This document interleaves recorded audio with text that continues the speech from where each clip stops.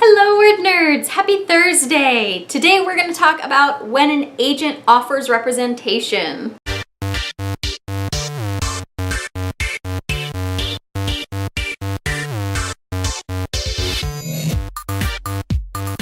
If you find yourself in this situation, congratulations! That is a huge deal. If you're not in that situation yet, that's fine. It's still really important to be prepared because once you start querying, theoretically, this could happen at any time. If an agent wants to offer representation on your novel, they will just about always set up a phone call. So you'll get the email that's like, hey, I loved your book. It's great. Everything is great. I would love to set up a time to talk to you on the phone. If they say in the email anything not praiseworthy, or they say that they want to talk about revisions, then it's probably not an offer call. I've never heard of an agent not warning you though if it's not a call to offer rep. So you get the email, it's all praiseworthy, it's probably a really good sign, celebrate big time, set up that time, and then it's time for the phone call, which I know phone calls are really nerve-wracking even when it doesn't feel like a high stakes thing. But try to stay calm. If an agent is calling to offer rep, they love your book. And they're just making sure that your personalities mesh and that your career goals are gonna mesh at that point. And really, it's just as important for you as it is for them. Like, you are every bit as much interviewing the agent at this point. You'll wanna make sure you have questions ready to ask the agent.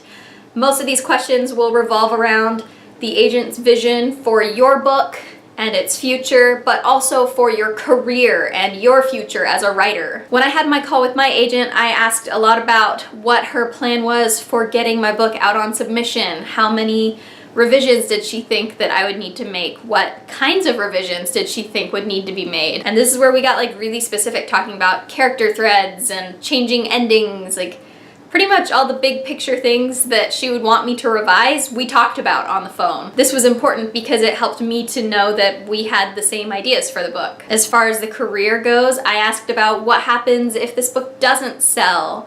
How quickly do we start moving on to a second book? How closely she would work with me on future projects as I'm developing the ideas and stuff. There are so many things you can ask at this point. It really just depends on your priorities and what things you are most curious about. One of the most important things you will want to ask though is at the end, make sure you get references. Ask if you can talk to some of the agent's other clients. This is super standard procedure. They shouldn't bat an eye at it. If you can, try talking to clients for whom the agent has sold books and for whom they have not yet sold a book. Your phone call will probably end with an official offer of rep, which is amazing, and you're probably dancing around the room at this point, but trying to keep your voice steady so the agent doesn't know that you're dancing around the room. But it's really important at this point to ask for a little bit of time to let any other agents who have your work know. Any legitimate agent is gonna say, of course. A pretty standard amount of time to ask for is 10 days to 2 weeks, whichever you prefer. I wanna say for mine I took 10 days. But again, totally up to you, totally what you feel comfortable with. And so once you've gotten off the phone call, the offer is there, it's official,